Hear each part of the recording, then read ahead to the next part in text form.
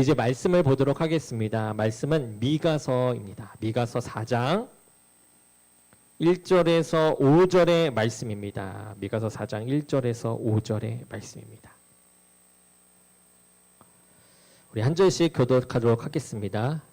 끝날에 이르러는 여호와의 전에 산이 산들의 꼭대기에 굳게 서며 작은 산들 위에 뛰어나고 민족들이 그리로 몰려갈 것이라.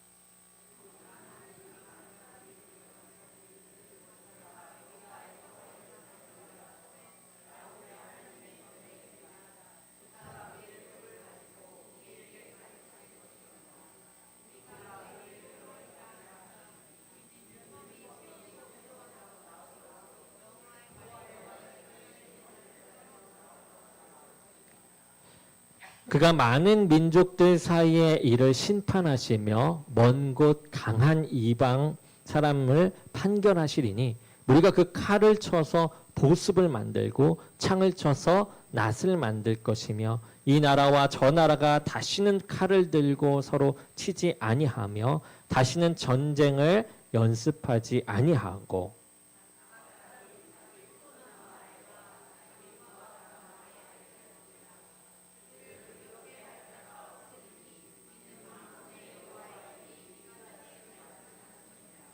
만민이 각각 자기의 신의 이름을 의지하여 행하되 오직 우리는 우리 하나님 여호와의 이름을 의지하여 영원히 행하리로다. 아멘. 오늘 말씀은 끝날에 이르러는 이라는 말씀의 제목으로 말씀을 전하도록 하겠습니다. 여러분 이태원 클라스라는 드라마를 아십니까? 예전에 방영했던 드라마인데 여기에 이게 명대사가 있습니다. 이 주인공의 친구가 주인공의 이 억울하고 힘든 과거를 들추어내면서 주인공에게 수치를 주면서 또 도발을 합니다. 그렇지만 주인공은 그 사람을 향해서 분노를 하거나 폭력으로 응수하지 않아요. 오히려 그것을 참고 그냥 보냅니다. 그러면서 이를 지켜보던 이 주인공을 좋아했던 여자가 화를 냅니다. 그때 화를 내면서 왜 그 사람을 그냥 두냐라고 이야기하죠. 그러니까 그때 주인공이 말합니다. 내 계획은 15년짜리 계획이다 라고 얘기해요. 이 주인공은 상황이 자신의 아버지를 죽이고 자신의 행복을 무너뜨린 자신의 친구 그리고 이 아들의 불의한 일에 일조한 이 친구의 아버지 그 아버지에게 복수를 하고자 하는 거죠. 근데 이 주인공이 말하는 이 복수는 우리가 흔히 생각하는 그런 복수가 아니라요. 그의 친구가 지은 죄값을 제대로 받도록 하는 것이었고요. 그리고 친구의 아버지에게는 친구의 아버지가 운영하는 그 요식업 사업이 있었습니다. 대기업으로 운영하는 요식업이 있었는데 이것을 이길 요식업 사업을 만드는 것이었어요. 주인공은 그 일을 이루기 위해서 15년짜리 계획을 준비했습니다. 그리고 그 일을 이루기 위해서 바른 방법 그리고 소신을 가지고 그들의 도발에 넘어가지 않고 끝까지 인내하면서 그 모든 계획을 실행했던 것이죠. 그래서 내 계획은 15년짜리니까 라고 이야기합니다. 그런데 하나님께서는 이보다 더 긴 시간을 계획하세요. 자신의 계획을 이루기 위해서 가장 긴 시간을 보내고 계시다라는 거죠. 15년보다 더 그 긴 시간을 보내고 계십니다. 하나님은 이 땅에 이 하나님의 통치를 이루는 그 나라를 세우고자 이 계획을 하시죠. 하나님은 그 계획을 이루시기 위해서 특별히 이 이스라엘 백성을 택하셨어요. 그리고 그 이스라엘 백성을 사용하고자 하셨습니다. 그런데 문제는 이 이스라엘 백성들이 이 하나님의 계획을 무시했다라는 것이에요. 그리고 자신들의 생각과 방법을 앞세우면서 살아갑니다. 그들은 하나님의 나라가 아니라 우상을 섬기는 이방 나라들을 따라서 살아가고자 했던 것이에요. 하나님의 계획을 무시하고 자신의 계획을 이루기 위해 살아가는 사람들. 그러한 사람들에게는 이 멸망이 있을 뿐이에요. 그동안 하나님은 자신의 계획을 이루시기 위해 택하신 이 이스라엘 백성, 이 백성들을 바라보시며 돌보시며 또 인도하셨습니다. 어떠한 일이 있어도 그렇게 하셨어요. 그런데 하지만 하나님께 불순종하고 이제 주님께로 돌아오지 않는 그들을 향하여서 하나님은 마침내 그의 얼굴을, 하나님의 얼굴을, 그들을 바라보고 있던 그 얼굴을 돌리시게 됩니다. 3장 4절을 보게 되면 이렇게 나옵니다. 3장 4절에 그때에 그들이 여호와께 부르짖을지라도 응답하지 아니하시고 그들의 행위가 악했던 만큼 그들 앞에 얼굴을 가리시리라. 그들의 악함을 보시고 그 악한 만큼 그들 앞에 얼굴을 가리셨다라고 하죠. 우리가 누군가를 바라본다라는 것은 어떤 의미입니까? 그 사람에게 애정과 관심이 있다라는 말이죠. 그동안 하나님은 이스라엘 백성에 대한 애정이 엄청 크셨어요. 그 애정을 가지고 그들을 계속해서 바라보셨습니다. 범죄도 저지르고 나쁜 일도 했지만 그럼에도 불구하고 그들을 바라보면서 그들을 가르치셨어요. 그런데 이스라엘 백성이 이제 하나님 앞에 이 죄를 짓고 더 이상 돌이킬 수 없는 그 상황에 빠지게 된 것입니다.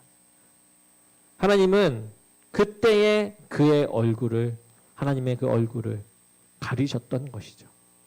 이스라엘 백성들이 행한 그 죄를 더 이상 볼 수 없기에, 그리고 이제 그들 앞에서 처해질 일들에 대해서 관여하지 않겠다는 그 의지로 얼굴을 가리십니다. 하나님이 돌보심이 없는 인생, 그것은 멸망이죠. 여러분 한번 생각해 보시기 바랍니다. 하나님이 내 안에 없다면 어떨까? 지난 한 주간의 우리의 삶은 하나님 보시기에 어떠했습니까? 삶의 어려움 가운데서도 하나님의 말씀대로 우리가 살아가고자 했다라면 그러한 사람들에게는 하나님께서 기쁜 모습으로 우리를 바라보고 있을 것입니다. 하지만 그렇지 못했다면은 계속해서 하나님께서 경고의 메시지, 조언의 메시지, 권면의 메시지를 하시겠죠. 그동안 미가 선지자는 하나님의 계획을 알지 못하고 이 죄악 가운데 멸망하는 이스라엘 백성들에 대한 하나님의 심판을 예언했어요. 계속해서 그러한 예언입니다. 그런데 그 심판과 멸망의 예언 가운데 이 미가 선지자는 끝날을 이야기해요. 끝날에 이어질 하나님의 계획에 대해서 잠깐 이 4장에서 이야기합니다. 오늘 말씀을 통해서 하나님은 이 땅 가운데 어떤 계획을 가지고 계시는가, 그리고 그 계획 가운데 우리에게 원하시는 것은 무엇이고 우리들의 삶 가운데 우리를 어떻게 동참시키는가, 이것을 우리가 함께 생각해보고 살펴보는 시간이 되기를 원합니다. 먼저 끝날에 이를 때에 가장 먼저 일어나는 것은요, 하나님의 성전이 회복된다라는 거예요. 그리고 많은 이방 사람들이 하나님의 전에 이른다라는 것입니다. 이 미가 선지자가 이스라엘의 멸망을 예고할 때 그들의 사정은 어땠습니까? 정말 좋지 않았어요. 백성들은 하나님의 말씀을 떠나서 죄악 가운데 미움과 포악, 불의 가운데 있었습니다. 그리고 아수르 나라가 이제 북이스라엘과 남유다를 고통스럽게 했죠. 그럼에도 불구하고 이스라엘 백성들은 어떻게 생각합니까? 자신들이 분명 하나님을 떠났음에도 불구하고 나라가 멸망당하지 않을 것이라고 생각을 해요. 왜냐하면 예루살렘 중심에 하나님의 성전이 있었기 때문이에요. 이 성전만 있으면 내가 무슨 짓을 하든 하나님께서 지켜주실 것이다. 이스라엘을 적들의 공격으로부터 구원해 주실 것이다 라고 믿었던 거죠. 그런데 이러한 이스라엘 사람들을 향해서 미가 3장 12절 말씀에 이렇게 얘기하죠. 시온은 갈아엎는 밭이 되고 예루살렘은 무더기가 되고 성전에 사는 수풀의 높은 곳이 되리라. 결국 이스라엘 백성들의 기대와는 달리요, 이스라엘은 그들의 지은 죄로 인해 하나님의 심판과 멸망을 피할 수가 없었던 것입니다. 앞에 보았던 것처럼 하나님이 그들에게서 시선을 돌려버렸기 때문이죠. 그런데 미가는 이와는 반대로 또 다른 날을 말하고 있어요. 바로 끝날인데요. 이스라엘은 이 멸망으로 끝나지 않고 다시 회복되어서 하나님의 계획이 성취되게 되는 그 날이 이른다. 그 날이 끝날이다라고 이야기하고 있습니다. 그 끝날에 이루어질 이야기는 가장 첫 번째로 여호와의 성전의 회복입니다. 1절에 보면 끝날에 하나님은 여호와의 전의 산 시온산을 산들의 꼭대기에 굳게 서게 하신다라고 했죠. 그리고 이스라엘 사람들뿐만 아니라 많은 이방 사람들이 성전으로 몰려갈 것이다 라고 했습니다. 여기서 몰려가다라는 말은요, 강한 물줄기가 흘러가는 모습을 묘사하는 말이에요. 우리말에 이 물밀듯이 몰려온다라는 말과 같은 말입니다. 이 하나님의 이 택하심을 입은 이 이방 민족, 이 이방 민족들이 이 성전을 향해서 물밀듯이 밀려오도록 하는 것이 하나님의 끝날의 계획이시다라는 거죠. 그런데 사람들이 예루살렘 성전으로 몰려가는 이유가 있어요. 그것은 2절에 그가 그의 도를 가지고 우리에게 가르치실 것이라 우리가 그의 길로 행하리라 라고 하죠. 여기서 도라고 하면 길을 말하는 것이죠. 이 세상에는 많은 삶의 길들이 있습니다. 이 길을 우리는 두 가지로 구분하죠. 하나는 하나님께로 가는 길, 하나는 세상으로 가는 길. 이렇게 우리는 두 가지로 구분해서 볼 수 있습니다. 아무리 세상에 많은 길들이 있을지라도 하나님께서 가르쳐 주시는 길 외에 모든 길은 세상의 길이 돼서 사망으로 이르게 되는 길이죠. 이스라엘이 이 심판을 받았던 이유가 여러분 무엇입니까? 이스라엘 백성들이 세상에서 더 풍요하고 강하고 즐겁게 살려고 하나님이 제시하신 길을 떠났기 때문이에요. 그런데 끝날에는 사람들이 이 하나님의 도를 배우기 위해서 하나님의 성전에 물밀듯이 몰려온다라는 것이에요. 그래서 하나님의 길을 배울 것이다 라고 얘기합니다. 하나님의 길이 진리인 것을 깨달아 온다라는 거죠. 자신의 길이 사망임을 보았다라는 겁니다. 경험하니까 끝날에 돌아오는 것이에요. 그리고 중요한 것은 하나님의 도를 배우고자 하는 이들이 또한 그 길로 행하고자 한다라는 거죠. 여기서 하나님의 도는 히브리어로 오라흐라는 이 단어를 쓰는데 이것은 넓은 길을 말하는 것이 아니라 이 좁은 길을 말할 때 사용하는 단어입니다. 그 말씀대로 살아가는 것이 좁은 길을 걷는 것 같아서 세상 사람들이 선호하는 길은 아니지만 끝날에는 많은 사람들이 이 좁은 길을 걷고자 한다라는 것이에요. 힘들고 고통스러울지 모르지만 이게 진리인 것을 알아 그 길로 가게 된다라는 거죠. 생각을 한다라는 것이에요. 행한다라는 것은 이것이 무엇을 의미하는지 생각했기 때문에 움직이는 것이죠. 하나님의 말씀으로 인도받는다라는 것은 하나님의 이 생명의 길을 걷는 것입니다. 이 땅의 사람들이 외면하고 금기시하는 길이라 할지라도 하나님께서 가르치신 길이라면 그 길은 하나님을 만나는 거룩한 길, 이 생명의 길이 된다라는 것이죠. 하나님께서는 끝날에 하나님의 도를 따라 행하는 사람들을 통해서 하나님의 나라를 완성하고자 하시는 것이 하나님께서 이루실 계획이에요. 제가 요새 티처스를 통해서 저도 좀 이렇게 뭔가 공부열이 이렇게 일어나는데요. 그 친구들을 보게 되면 거기에서 티칭하는 거, 솔루션 하는 것을 보게 되면 이 아이들이 이 공부 방법이 잘못되어 있는 것을 보게 돼요.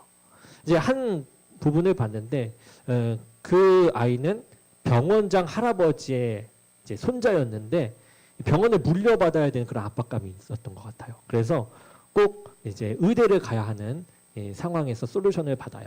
그래서 사교육을 엄청나게 받았던 거예요. 근데 사교육을 받으면서 그 아이에게 잘못된 버릇이 생겼는데 이제 수학을 예로 들면 공식만 외우고 이 공식이 왜 이렇게 되는지 풀이 과정과 이해를 하지 않는 거예요. 생각을 못하고 그 공식만을 대입해서 문제를 풀더랍니다. 그러니까 성적이 나오질 않는 거예요.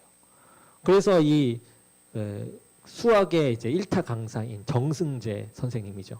그분이 이제 이 버릇을 고치기 위해서 부단히 노력을 합니다. 이것을 고쳐오라고 계속해서 얘기하지만 계속해서 사교육을 받았던 그 아이에게 있어서는 이게 버릇이 고쳐지지 않는 거예요. 생각을 하고 문제를 풀지를 못하는 거예요. 왜 이렇게 되는지 이 풀이 과정을 쓰지 못하고 풀이 과정보다는 오히려 그 공식을 대입해서 푸는 거예요.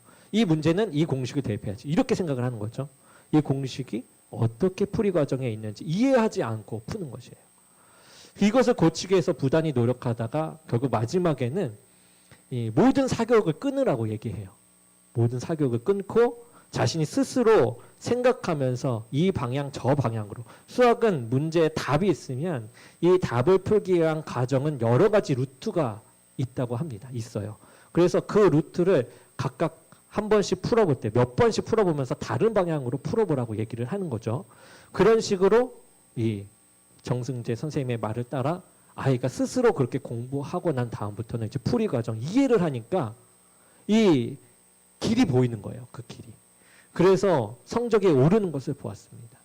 이것과 마찬가지죠. 오늘 말씀을 봤을 때도 하나님의 길은 올바른 길이에요. 답이에요. 그 답을 우리가 어떻게 해석해 나가는가. 성령을 통해서 해석하는가 아니면 우리의 생각으로 해석해 나가는가가 우리가 생명으로 가는지 사망으로 가는지 길로 이어진다는 거죠. 그리고 좁은 길. 이 혼자서 공부한다는 건 쉽지 않습니다. 생각하는 것은 쉽지 않아요. 암기 그것을 그냥 대입하는 것은 쉬운 길이었다라는 거죠. 편하게 공부했다라는 거예요.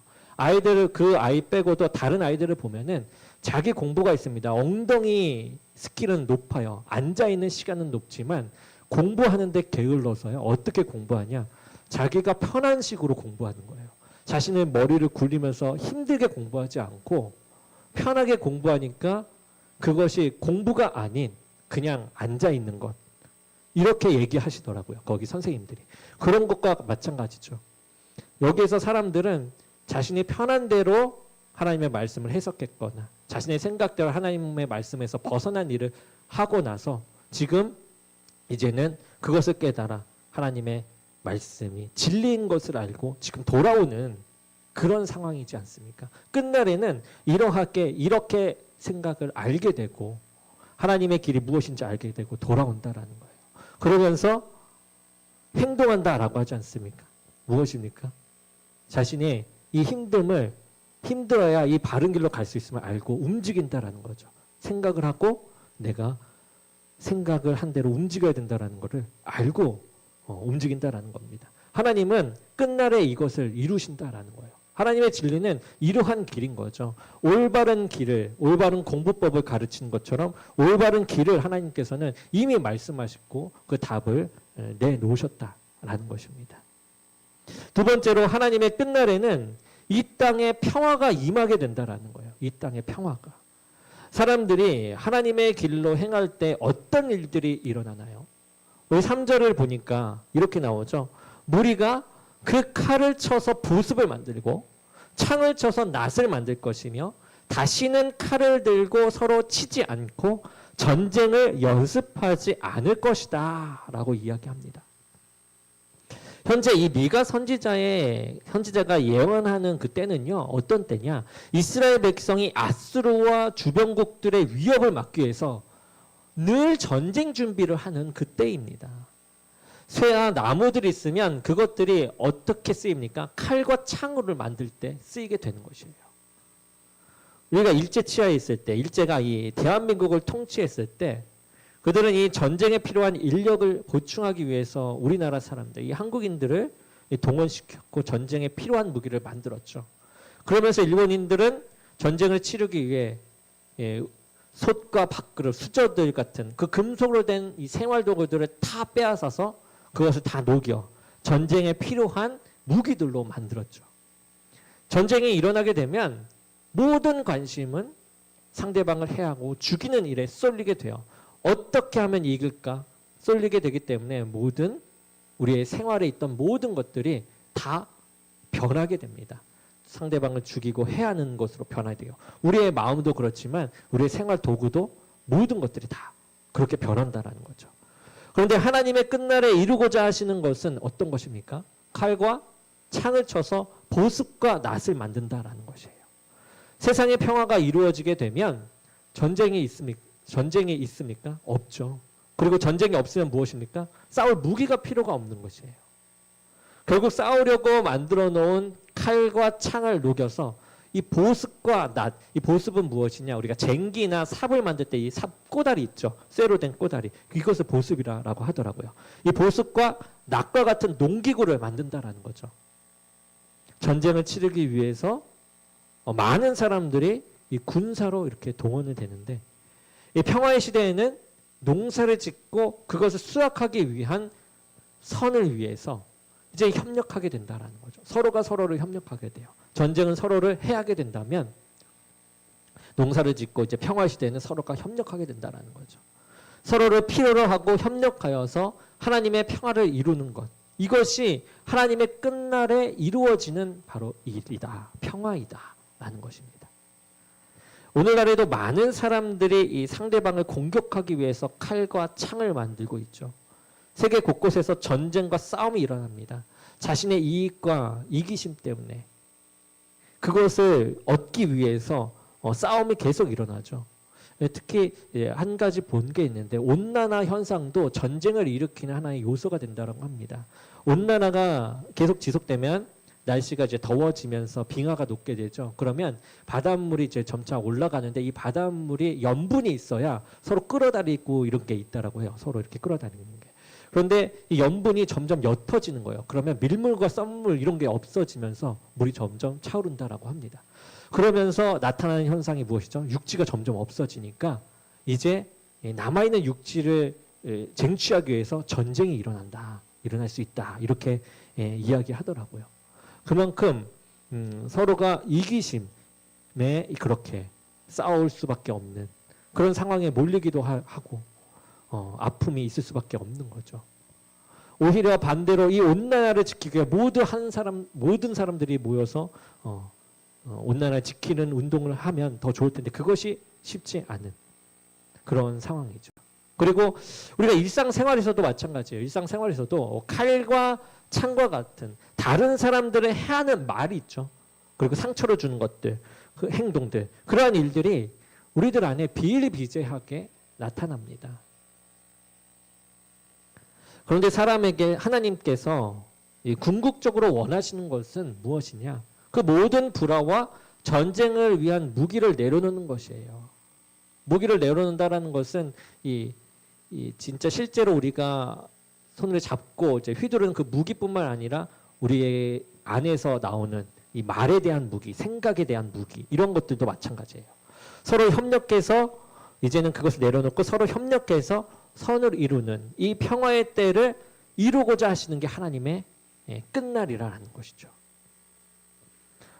오늘 본문 4장 4절에서 5절에 보면 4절을 보면 이렇게 나오죠. 각 사람이 자기 포도나무 아래와 자기 무화과나무 아래에 앉을 것이다 라고 이야기합니다. 칼과 창을 만들어서 전쟁할 때에는 자기의 포도나무와 무화과나무 아래에 앉아 있을 수가 없죠. 편하게 쉴 수가 없습니다. 하지만 이 땅에서 하나님의 나라, 이 평화가 이루어지게 될 때에는요, 자기의 포도나무와 무화과나무에 앉아 있는 것 같이 진정한 안식과 평화가, 안식과 회복이 있을 것이다 라고 이야기하는 것이에요. 그리고 마지막으로 끝날에는 여호와의 이름만이 땅에서 불려지게 될 것이다 라고 이야기합니다. 하나님의 이름이 불려진다라는 거죠. 하나님의 말씀이, 하나님이 정말 진리다, 진리구나 라고 해서 이게 불려진다라는 거예요. 5절에 보면 오직 우리는 우리 하나님 여호와의 이름을 의지하여 영원히 행하리라 라고 나오죠. 이 땅에는 사람들이 의지하는 많은 것들이 있죠.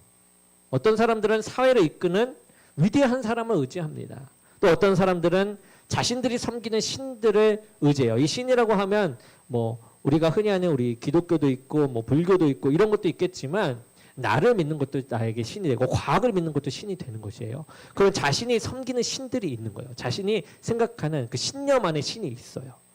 그것을 의지합니다. 그리고 현대의 많은 사람들이 또 과학 문명을 의지하죠.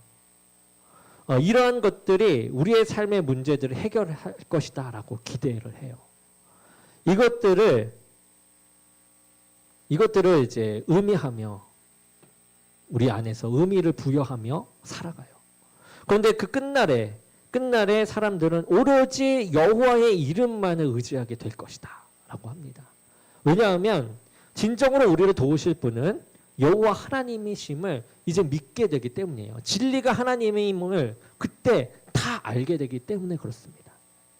다윗은 자기 자신이 여호와의 이름을 위해서 존재함을 고백하죠.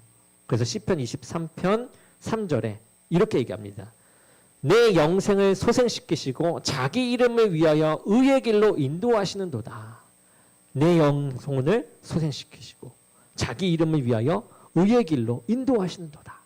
이 하나님은 그의 이름을 드러내기 위해서 우리가 하나님의 말씀을 이루는 의의 삶을 살아가도록 내 영혼을 소생시킨다라는 것이에요. 그의 의로 우리를 인도해 내시는 하나님이시다라는 거죠.